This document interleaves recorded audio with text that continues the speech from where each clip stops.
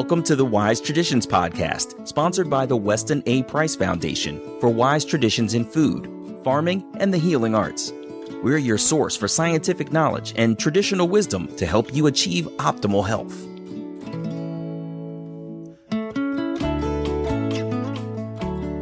Hey everybody, I'm Hilda Labrador, and this is episode 168. It is our annual Best Of episode, where we feature excerpts from our most popular podcasts of the year. The 3 most listened to episodes this year were a discussion on the low-carb, high-fat diet endorsed by Professor Tim Noakes, and he explains why he got into legal trouble in South Africa for advocating such a diet. We also have a conversation about depression and why we should consider new ways to treat it with holistic psychiatrist Kelly Brogan. And we take a look at what we gain and what we stand to lose when we vaccinate with holistic physician Tom Cowan. We'll listen to the excerpts in this order. Each conversation is powerful and I would venture to say, even life-changing. A quick word before we start. Thank you. We are sincerely grateful for your listening to the show and for your sharing it and looking for ways to apply it to your lives and the lives of your loved ones. If it has personally made an impact on you, please help us keep it going by giving an end-of-year donation of any size to the foundation at westonaprice.org. Just click on the donate button, and thank you in advance. And a shout-out to our sponsor, Pure Indian Foods. Pure Indian Foods is your trusted source for traditional, nutrient-dense organic products, including grass-fed ghee, high curcumin turmeric, spices, jaggery, rice, lentils, and more. Family run for 5 generations and run by chapter leaders, it's quality you can trust. Order today at pureindianfoods.com. This is Holistic Hilda, and you're listening to Wise Traditions. The low-carb, high-fat diet is trending, but how healthy is it really? Is it for everyone? What does the science say? Professor Tim Noakes, the co-author of The Real Meal Revolution, is a renowned scientist and researcher from South Africa, and he explains how most of us can indeed improve our health by restricting our carbohydrate intake and upping our fats. There's a lot of controversy in the profession. The profession still won't embrace it, and certainly not the dietetics profession, because they built everything on the low-fat diets and the whole story about high-fat diets causing everything, heart disease and everything else. And they're completely wrong. There is no evidence for that, but they can't admit that because that's what they're taught and that's all they understand. The public is slowly changing the doctors because the public is going to the doctors and saying, listen, I went on Dr. Noakes' diet, I lost 20 kilograms or 40 pounds, blood pressure control, diabetes in remission, and what you are doing for me doesn't work. The best measure of our success is a Facebook page in Cape Town called the Banting 7-Day Meal Plan Facebook page. It started 3 years ago, and many Americans, of course, won't know what the name Banting means. Well, we introduced Banting as a name for a diet that was developed by William Banting in Britain in 1862. That's a fascinating story. I can't wait for our listeners to hear about it. That this undertaker, right? He was having trouble with his weight in the 1800s. So tell us exactly what happened. So he went to his doctor, William Harvey, and he actually was complaining that he was not only overweight, but he couldn't hear anymore. And Harvey had just come back from Paris and had heard Claude Bernard, the very famous French physiologist, speaking. And Claude Bernard had just worked out that the liver produced glucose. And clearly he'd been talking about glucose and diabetes and maybe carbohydrates in the diet. And Harvey picked up the message that carbohydrates make you fat, which was the popular idea then. So he came back and was dealing with Banting and said to Banting, listen, you're eating too much carbohydrate. You've got to cut the carbohydrate. And did that, and Banting had a great success. Everything else had failed. All the other diets that he tried had failed. So he then wrote a book about it and was very excited. And the book was a global bestseller. He went to the Lancet, the medical journal, the Lancet, and said, you must reproduce what's happened to me. And they said, no, you're not a doctor, so we don't listen to you. So anyway, when we wrote The Real Meal Revolution, we called the diet the Banting diet, not the low carbohydrate diet. We called it the Banting diet. Mm-hmm. And to get to my point was that today there are in excess of 1.1 million members of that Facebook page.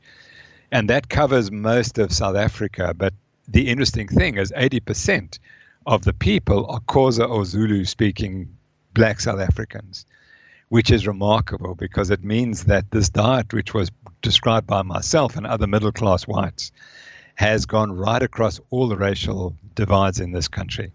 And it's become the most popular amongst the black South Africans, and that makes us really proud. I think the real reason why they adopted it so well is, A, it works, and B, black South Africans tend to be more insulin resistant than white South Africans, so they're going to benefit more.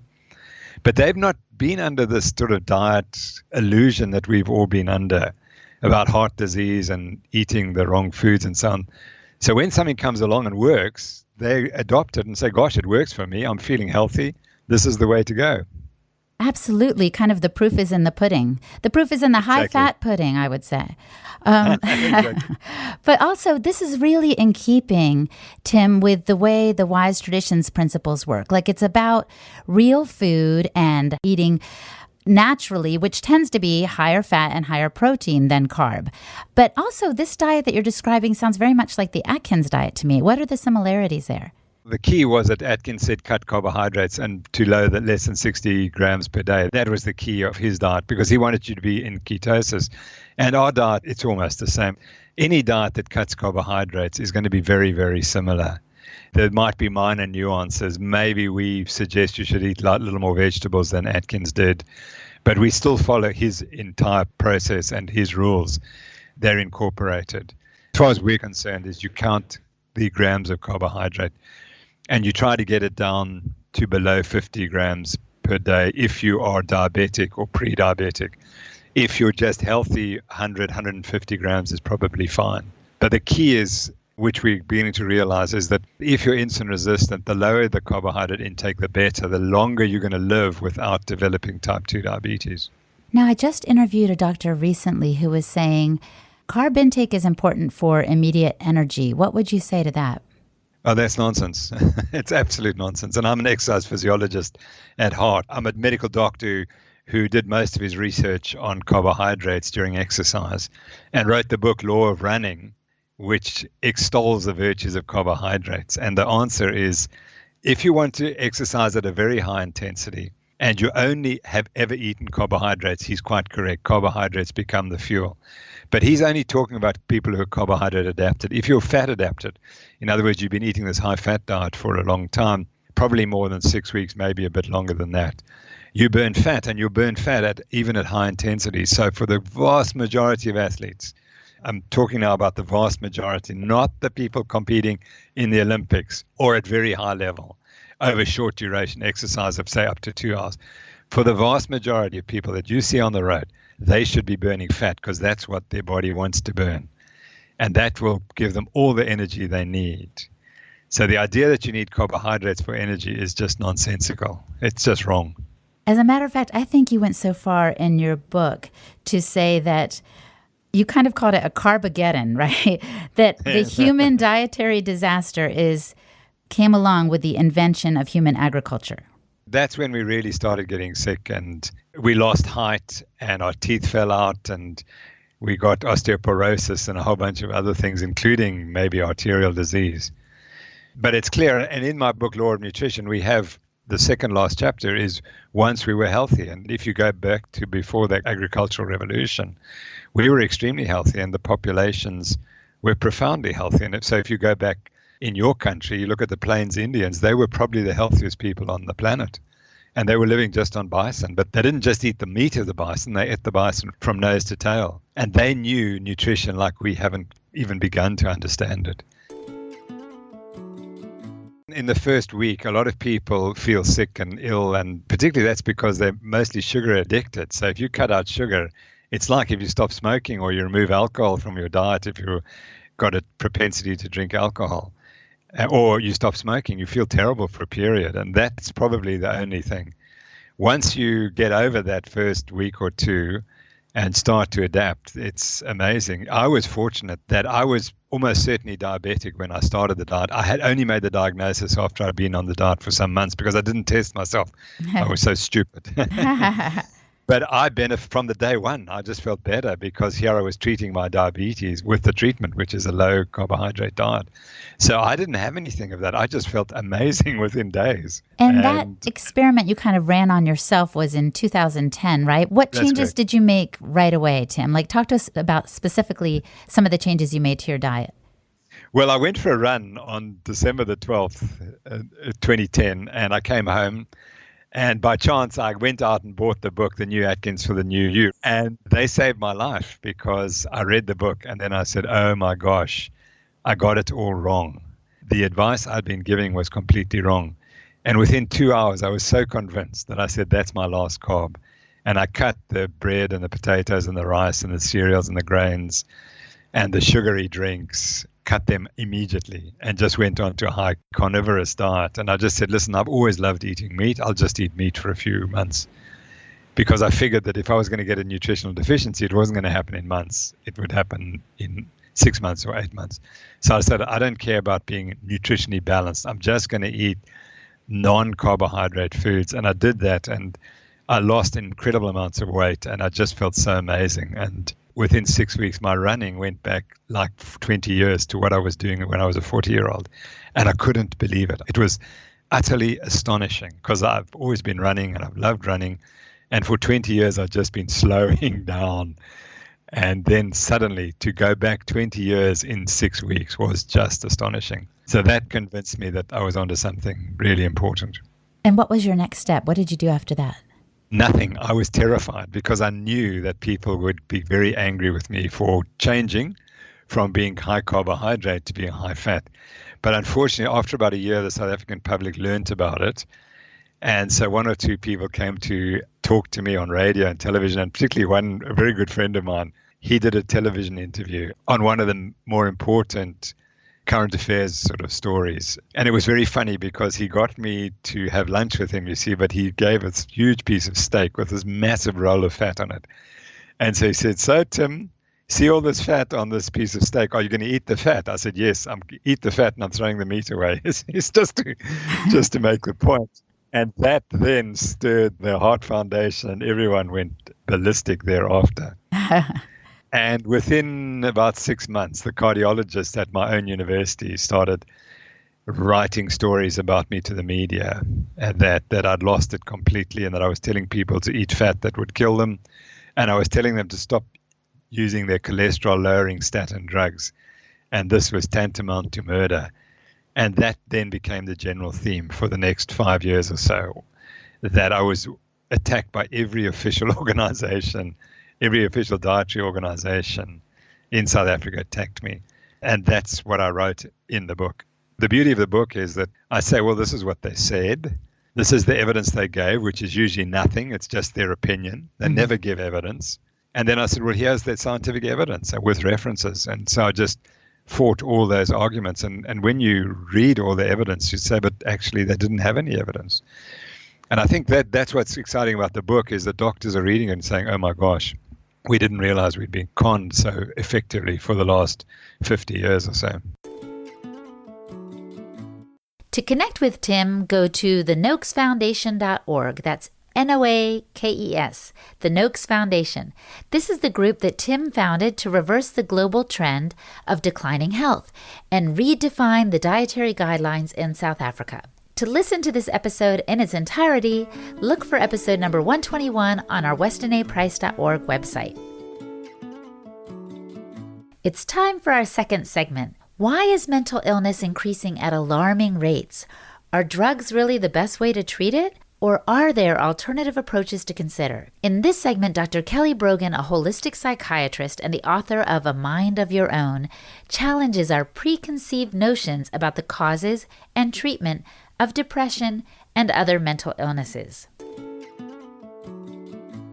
In my experience, people are manifesting symptoms, right? And we manifest them differently, right? So your cancer, her diabetes, his bipolar disorder, that are a very meaningful response to imbalance, right? On a physiologic level, that we call that imbalance inflammation, right? So we have all of these diseases of modern civilization that are literally, taking down our GDP dollar by dollar.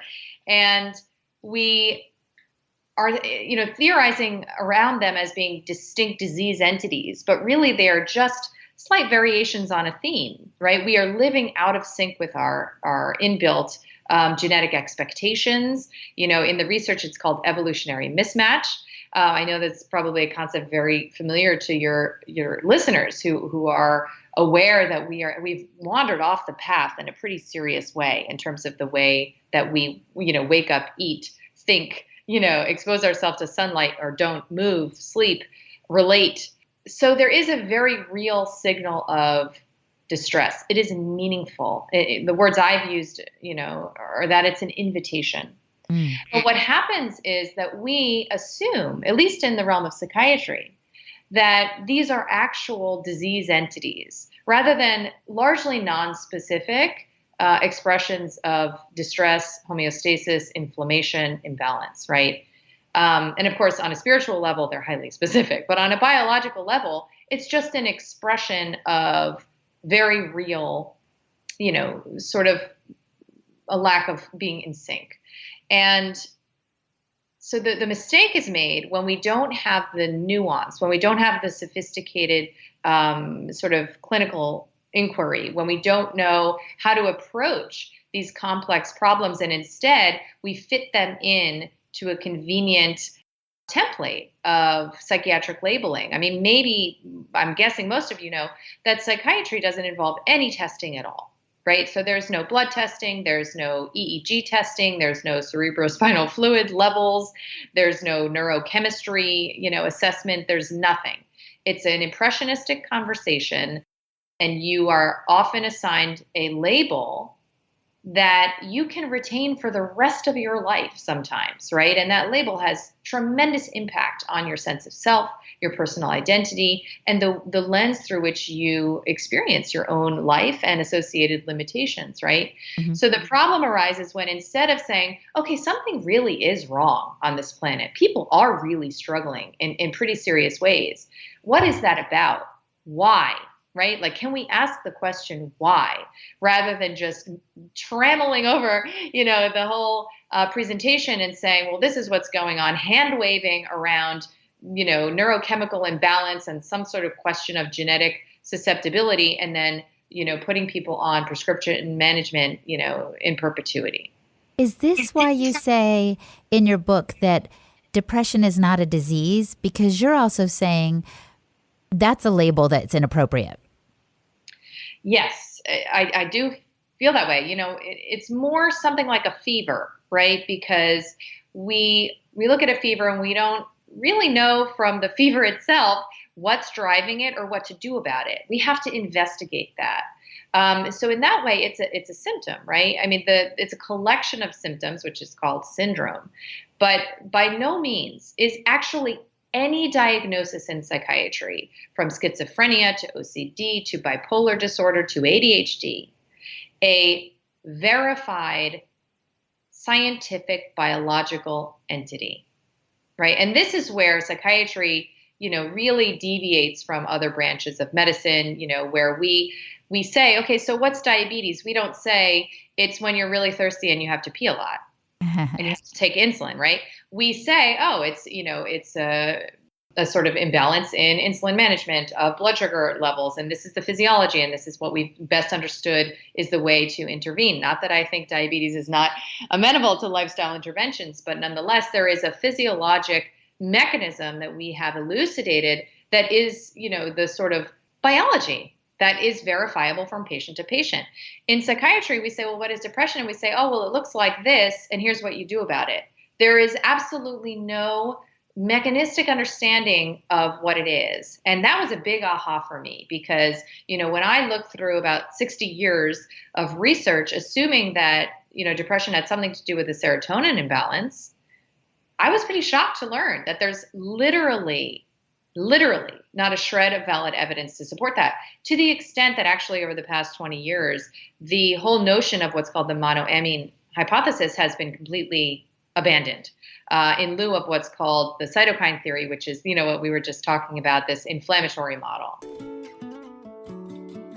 what are some things we can do to mitigate these factors that are leading us to these problems with our gut microbes and inflammation in the body? The dietary recommendations that I make are certainly in line with, what is very familiar to you and your listeners, which is basically to control for inflammatory processed foods, to increase nutrient density, and to essentially begin to relate to food as information, right? As something that connects you to the natural world, to a greater ecology, and to a lineage. So to begin to restore a sacred dynamic to your diet.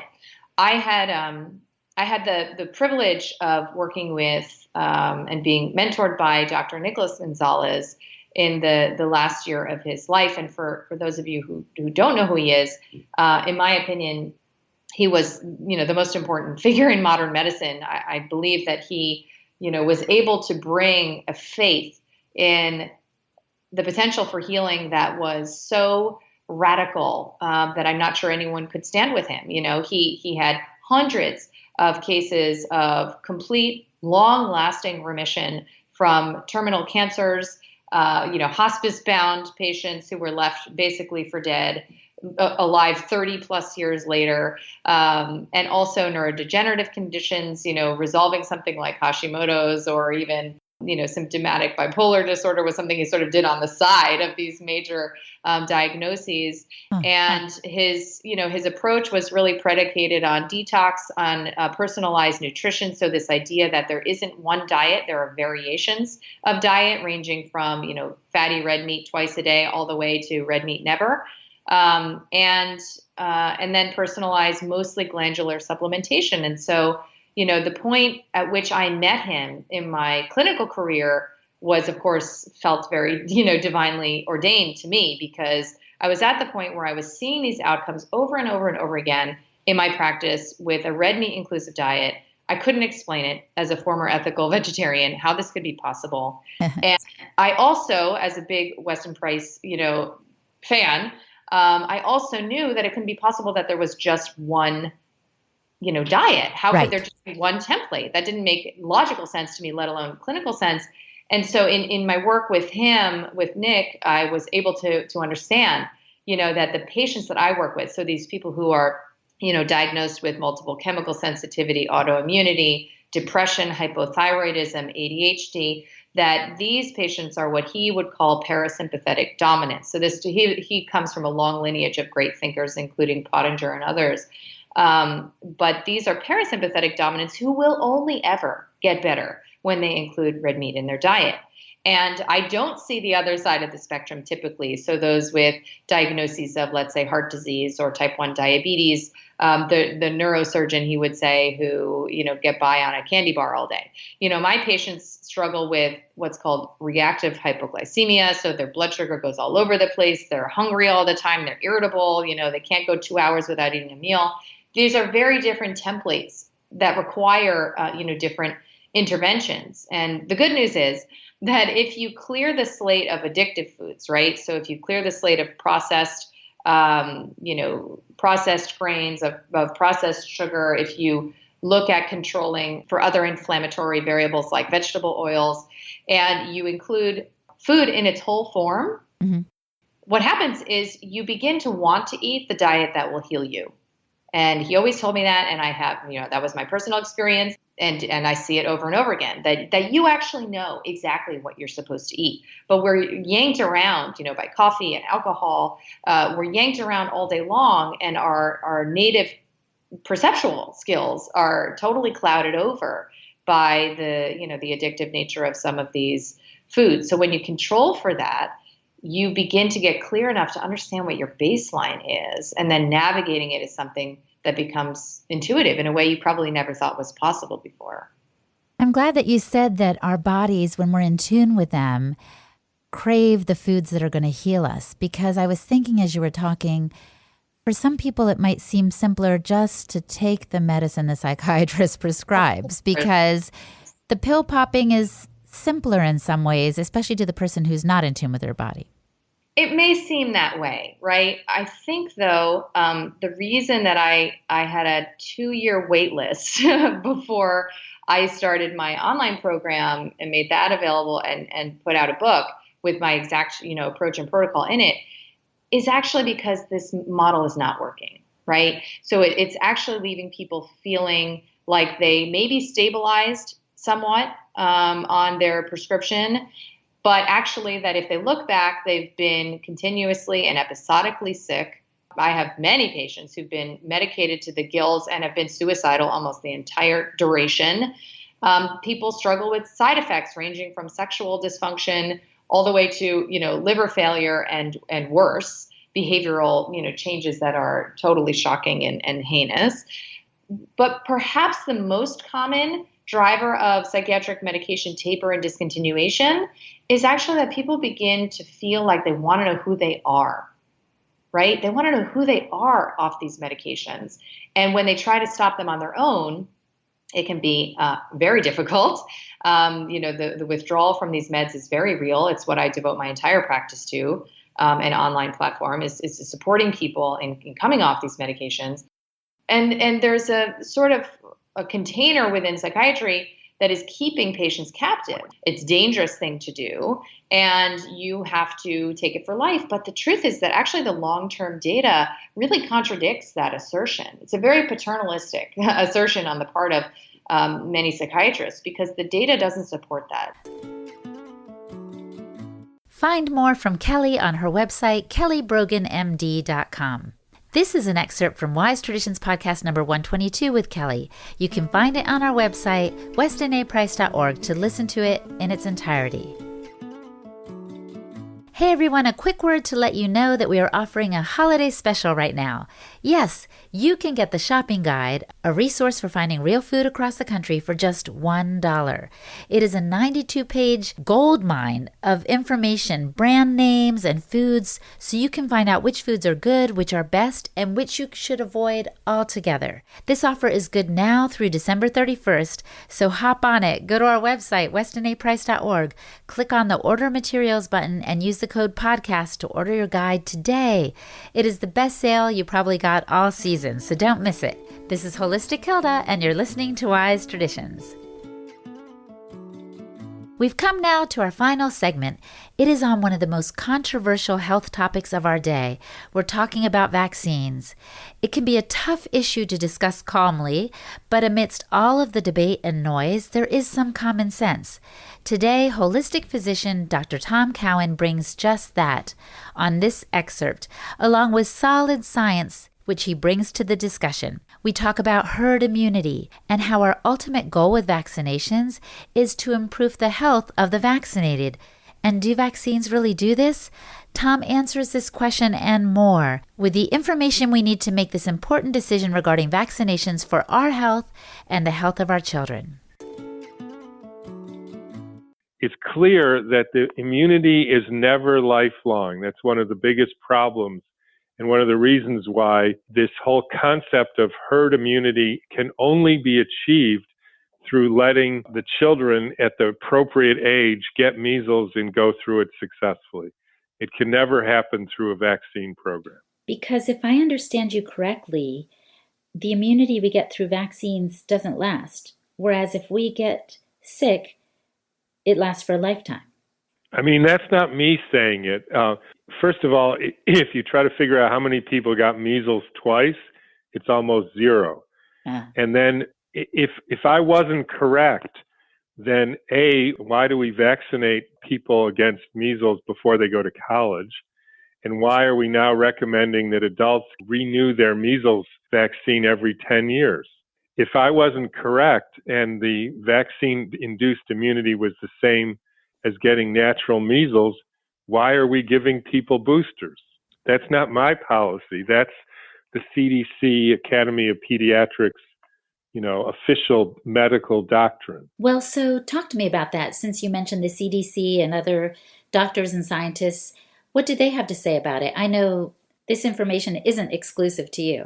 It's a guy named Albert Sabin, who was the developer of the Sabin polio vaccine. And Sabin and Salk, Jonas Salk, were considered the pioneers, the modern inventors of the successful polio vaccine program. So interestingly, here's what he had to say about this, and I'm quoting now, quote, Albert Sabin, official data has shown that large-scale vaccination in the U.S. has failed to obtain any significant improvement of the diseases for which they were supposed to provide immunization. In essence, it was and is a failure. So that's one person in the normal world. He was one of the luminaries of the vaccine theory and product. Mm-hmm. So, well, that's one person.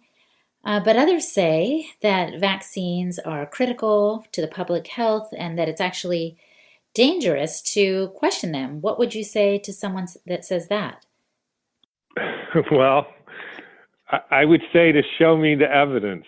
Here's another one. So there was a recent study. It's actually surprising and shocking how little actual scientific data studies have been done on showing not that vaccines don't reduce the incidence of the disease for which you're vaccinated against, but that they reduce all-cause mortality or the disease burden of the children. In other words, if you're going to vaccinate somebody with pertussis, there's two possible things you may want to know. One is, do the children get less pertussis who are vaccinated? And I would say the answer to that is yes. So that's how they report the data. Another question to ask is, do children who get vaccinated against pertussis have better health outcomes? Now, that's an entirely different question, which surprisingly has rarely been asked. Now, here's a quote from a guy named Soren Morgensen, did a study on a West African group. Half of the village got vaccinated with DPT and the other half didn't. Morgensen and a guy named Peter Abbey, who are the lead authors of this study, are some of the most prominent vaccine researchers in the world right now. And this was published in a peer-reviewed medical journal. And here's their conclusion. Quote, DPT was associated with a 5-fold higher mortality than being unvaccinated. No prospective study has shown beneficial survival effects of DPT. Unfortunately, DPT is the most widely used vaccine, and it is used globally as an indicator of the performance of national vaccine programs. So there's 2 points I want to emphasize of that study. The first is these people who are essentially made their living for decades on doing vaccine research, they say no prospective study has shown beneficial survival effects. So either, this is one of the main vaccines that we use, either you have to believe that these people just don't know the literature and don't know what they're talking about, because there's a lot of studies that show this, or that they're correct and they know the literature because it's their job, and they're saying there is no study that shows there's an improved benefit. The other thing about this study was, as they say, children who got DPT did have less pertussis, but they had a 5-fold higher mortality rate than the children who were unvaccinated. So in other words, something happened to these children so that they had a 5-fold higher rate of dying from other things, whether it's autoimmune disease, brain cancer, diarrhea, neglect, who knows? They just had a much higher rate of dying than unvaccinated in the closest we've ever gotten to looking at a matched control group to see what the health outcome is. So again, when you hear that there's an improvement, the improvement is in the rate of pertussis. But I would argue that's not what we want to know. We want to know, as parents and adults and doctors and other people interested in the health of our children, does the health improve when we vaccinate? And this study, and essentially every study I've ever seen, says no. There's a higher disease burden for very predictable reasons, which, I outlined in the book.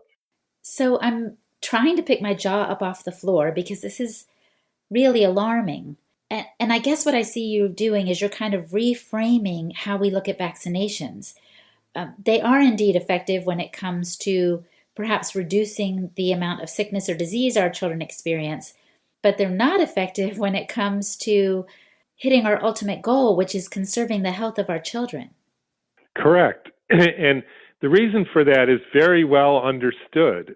It's not a mystery how and why this comes about. If you'd like, I could describe exactly how and why this comes about. Sure, please do. So basically, if you go back to my 2 immune system model, and that's of course not my model, that's, everybody learns that in medical school. So the point of a vaccine is to stimulate antibodies without a prior cell-mediated reaction. Now, if you ask most doctors and even pediatricians, so what's in a vaccine, like a chickenpox vaccine? They'll say, well, a piece of the chickenpox, the so-called antigenic part, and some normal saline, salt water, and a preservative. So the reality of the situation is if you put a piece of a virus or a tetanus toxoid and saline and a preservative and inject it into a person, you get no antibody response. It's the antibody response that protects a person against disease. So if you do that, you get no response. So the theorists and the early developers of the vaccine, they had a problem. So the problem was, how do you make that person make an antibody response? So the answer is you have to put an adjuvant, otherwise known as a helper, into the vaccine so that it stimulates the child to make antibodies. And then because it's mixed with the chickenpox or the measles or tetanus toxoid, one of the antibodies that you make will be against that virus or that toxin.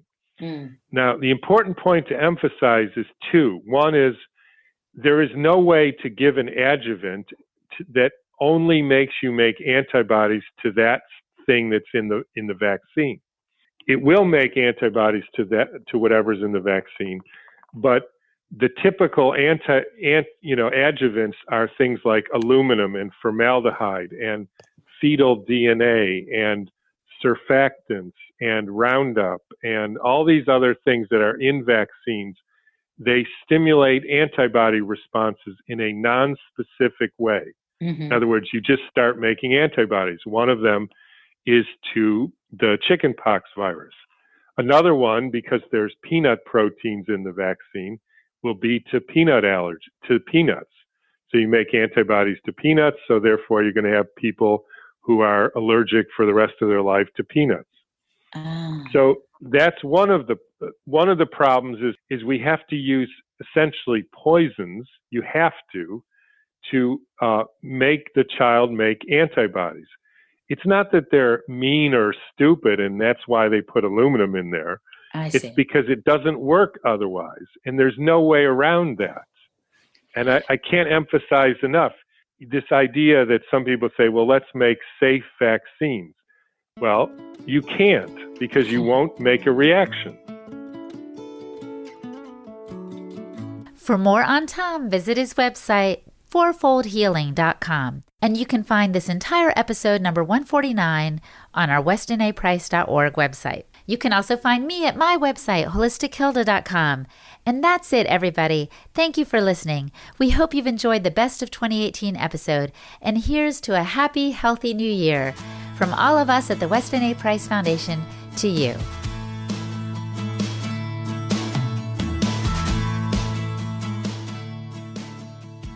Thanks for listening today. We have all kinds of resources to support you on your health journey. On the Weston A. Price Foundation website, you'll find podcasts, blogs, articles, and brochures related to just about any health topic you can imagine.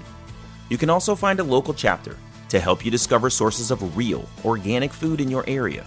And you can become a member to support the Foundation's mission of education, research, and activism. Visit westonaprice.org for all this and more.